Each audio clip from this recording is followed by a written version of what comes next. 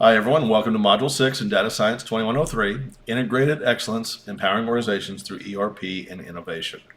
Now, this module is about how organizations stop operating like disconnected departments and start functioning like one system.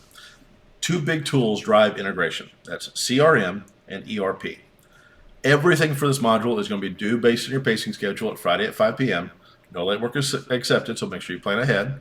Now, in this module, we'll be covering a few things. Chapters 11 and 12, we'll be looking at customer relationship management, which is CRM.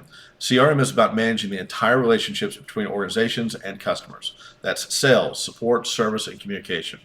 We'll break CRM into two categories, operational CRM and analytical CRM.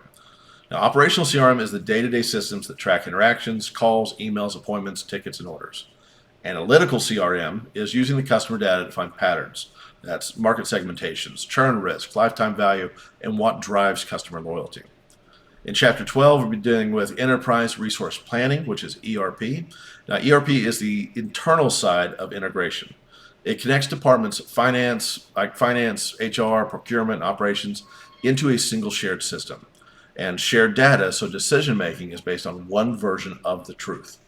Now, we'll cover why information is a power source of ERP, the difference between core ERP areas like finance and HR, and extended ERP areas like e-commerce and supply chain.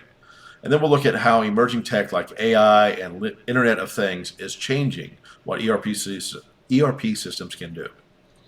Well, you'll need to complete pre-quiz, lecture reading, case study, sustainable technology practices in business.